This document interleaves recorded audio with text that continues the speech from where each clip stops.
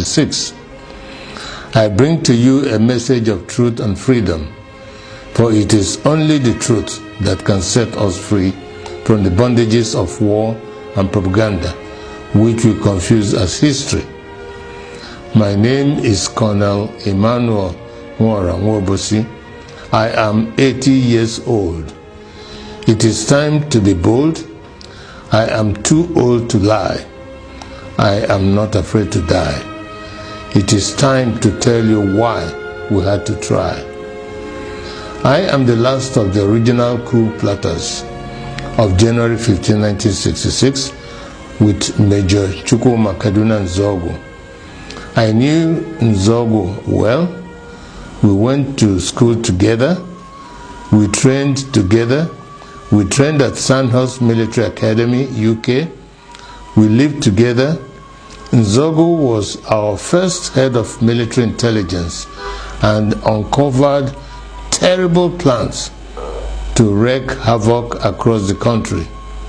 We organized a group of progressive military officers to carry out a coup on 15 January 1966 to stop a jihad and bring sanity to Nigeria, steeped in nepotism, corruption, and mass murders.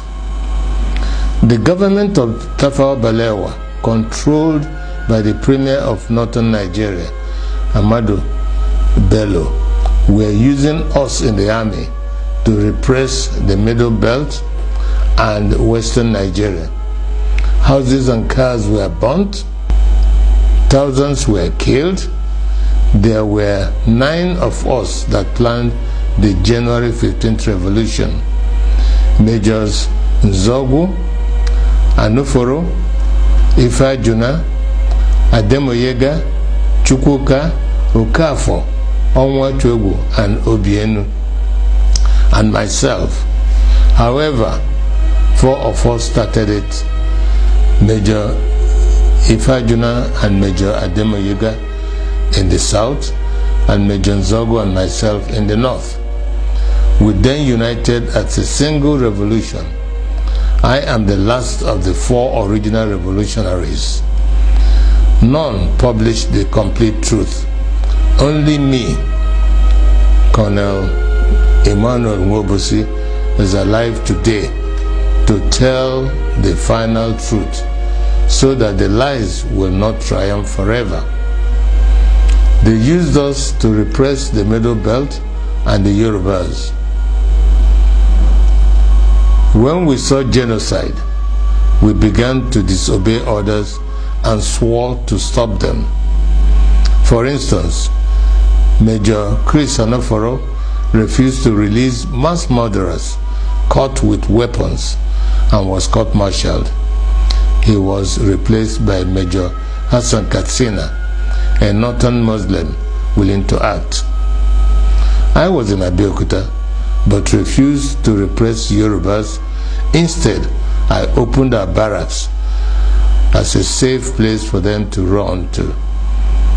They told many lies about the January 15 boys to justify their genocide, but it is those of us that planned the revolution that they should have killed, not the 3 million innocent Biafrans that knew nothing. For years, I kept quiet, blaming myself and wondering whether at 27 I was too radical, that my actions led to the death of millions. Today, the same evil in 1966 is being unleashed. As I watch, my sense of guilt has vanished, because we were not the evil. We were trying to stop the evil. That evil is radical Islamism. I have decided to speak out and warn the world of the impending disaster if we do not stop it. Each time radical Muslims plan a jihad in their religious mission to conquer the world, they will fail. But in the attempt, thousands and even millions will die.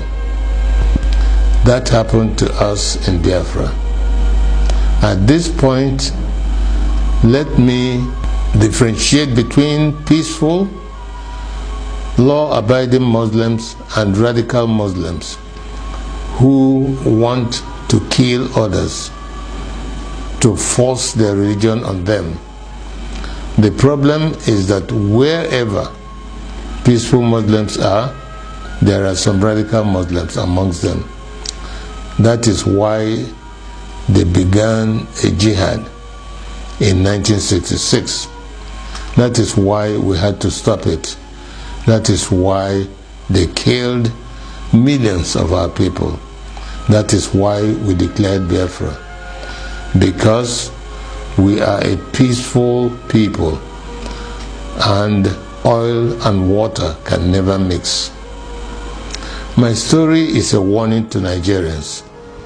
For years, I was prevented from speaking the truth by exile, prison, harassment, poverty, surveillance, and death threats held over many of the actors like Ojukwu, Zik, Awolowo, Ibiam, and the January 15 boys that survived. But as I watch today, many of the events that led to the revolution are happening again, like Boko Haram, Fulani militia, Niger Delta militants, Shiites, IPOB, and mass murders.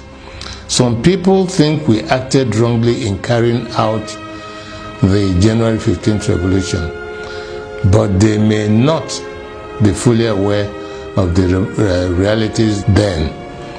We were trained by the British to be patriotic, to give the ultimate sacrifice for Nigeria, and to stop anyone acting against the nation.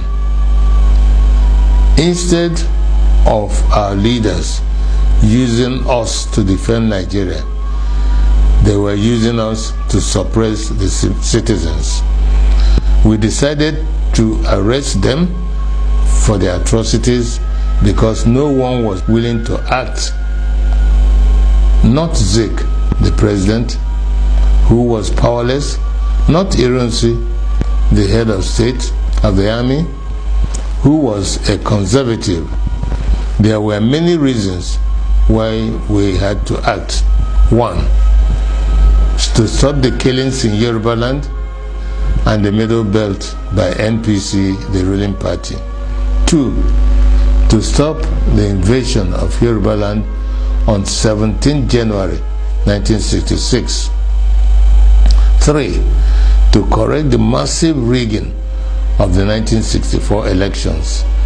Four, to free Awolowo from prison and make him the Prime Minister. Five, to stop the terrible corruption, nepotism, and regionalism of the NPC, the ruling party. Five, to stop Ahmadu Bello's planned jihad. It was good that we acted to save the Yoruba and the Middle Belt people, and we thought that was enough to stop the jihad. We could not foresee that they will massively attack innocent Igbos. Blame those who decided to massacre our people for their evil. Today, we are fighting Buhari. He is killing Shiite Muslims and IPOB members. With the benefit of hindsight, we can see other ways of dealing with such evil. But for us in 1966, we just wanted to save the people from massacre. I wish to congratulate Nnamdi Kanu and IPOB for the good work they are doing to free our people from Nigeria and radical Islamism. Many of our people do not understand how vast IPOB is as an organization and the quality of the people that run it. On arrival in Israel, I started meeting high-quality professionals, and I was amazed. I don't know how IPOB united power professionals abroad, power traders at home, and ordinary people from market women to even riff-raff, all under one IPOB family with worldwide radio and television. Every Igbo and Biafran should be proud of them.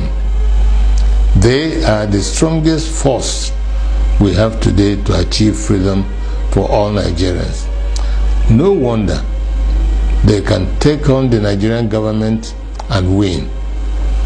However, it is money that makes things work. I shall donate 10% of all the profits of my new book to IPOB. It is my tithe to freedom. Tithing is God's tax to raise money for the government of the children of God. I urge you all to regularly do the same so we can have the resources to achieve our objectives.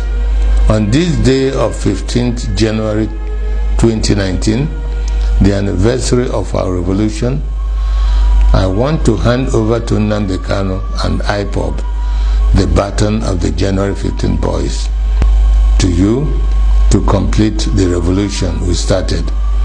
I am Ogene Obosi, a chief and elder of the Obosi people.